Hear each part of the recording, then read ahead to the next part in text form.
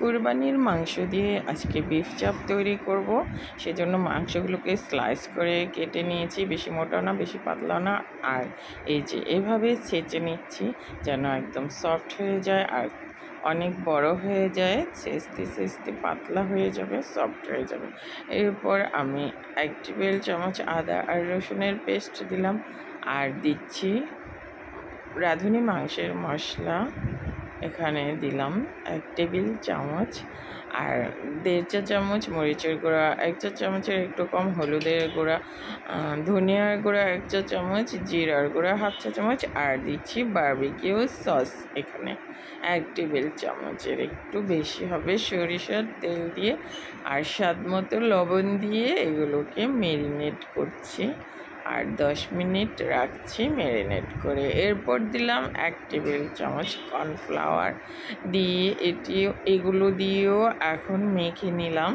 এরপর দিচ্ছি গোলমরিচ গুঁড়া 1/2 চা চামচ, আর 1 টেবিল চামচ দিলাম বেসন দিয়ে এগুলোকে ম্যারিনেট করে 10 মিনিট রেখে দিচ্ছি।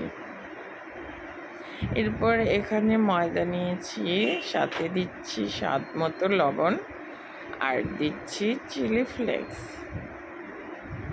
মরিচের গুঁড়া 1/2 চা চামচ বা 1 চা চামচও অ্যাড করতে পারবেন, ময়দাটা বুঝে কতটুকু আপনি নিয়েছেন, আর চিলি ফ্লেক্স দিচ্ছি 1 চা চামচ।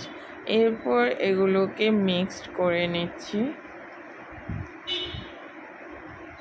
এখন তো সবার ঘরে অ্যাভেলেবেল মাংস রয়েছে, চাইলে এই রেসিপিটা ট্রাই করতে পারেন।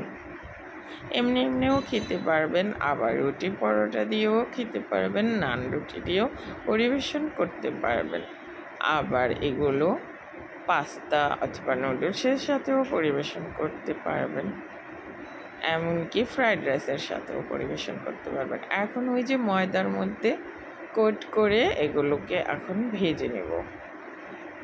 মিডিয়াম মতো তেল দিয়েছি, বেশিও না কমও না।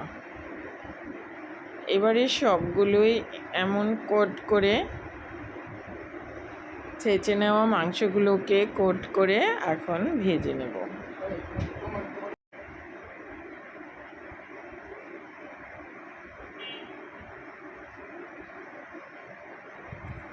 এখন এই যে সবগুলো কোট করে এখন ভেজে নিচ্ছি।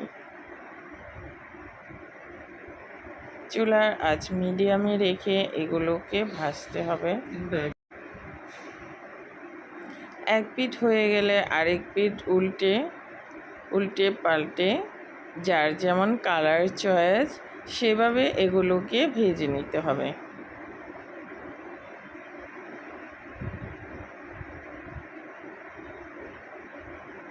আর খাওয়ার স্বাদ আমি বলছি না, খেলে বুঝতে পারবেন কতটা মজার, কতটা সুস্বাদু। সবগুলো ভেজে এই যে প্লেটে তুলে নিয়েছি, চাইলে এভাবে একবার ট্রাই করতে পারেন।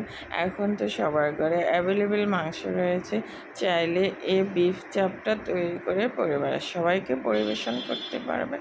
ভীষণ মজার, অনেক সুস্বাদু। আল্লাহ হাফেজ।